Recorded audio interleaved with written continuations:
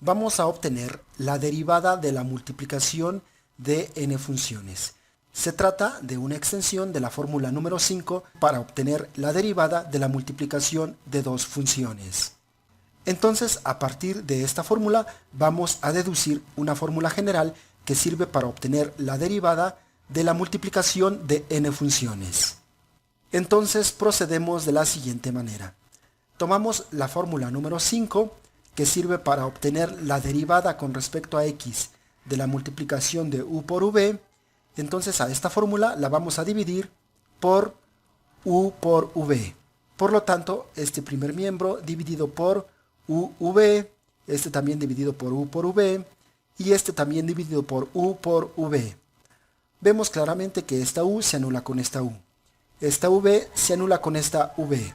Entonces podemos prescindir de ellos. Ahora, esta es para la multiplicación solo de dos funciones. Pero veamos el caso cuando se trata de la multiplicación de n funciones. Entonces, tenemos que sea y igual a v1 por v2 y así sucesivamente hasta vn, es decir, la multiplicación de n funciones.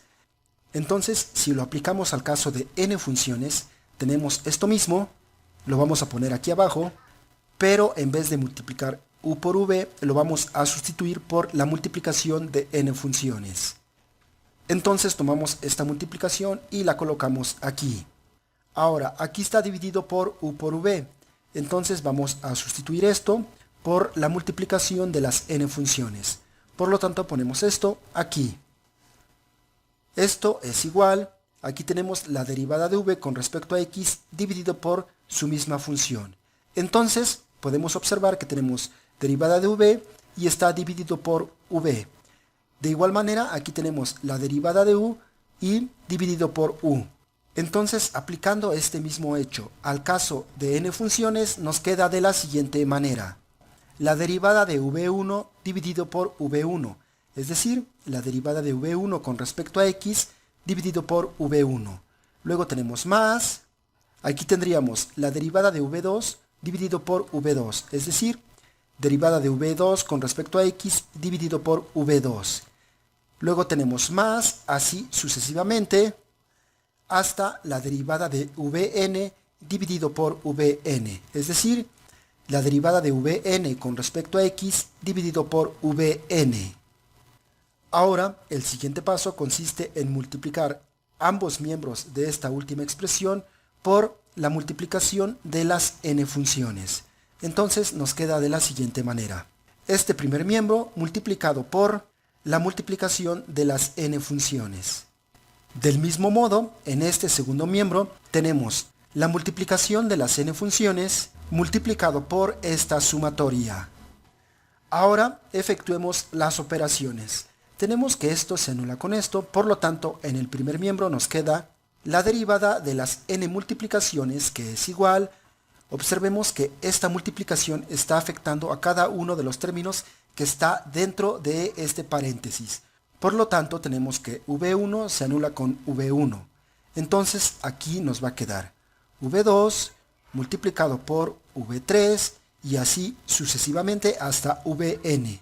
Esto multiplicado por esta derivada, es decir, la derivada de v1 con respecto a x. Luego tenemos más, observemos que esta v2 se anula con esta v2. Por lo tanto, nos va a quedar v1 multiplicado por v2 se anuló, entonces sigue v3 multiplicado así sucesivamente hasta vn, esto multiplicado por esta derivada, es decir, la derivada de v2 con respecto a x. Luego tenemos más, así sucesivamente, más este último término. Pero observemos que vn se anula con vn. Entonces nos va a quedar v1 multiplicado por v2, así sucesivamente, hasta la función anterior a vn, es decir, vn menos 1. Esto multiplicado por, aquí tenemos la derivada de vn con respecto a x.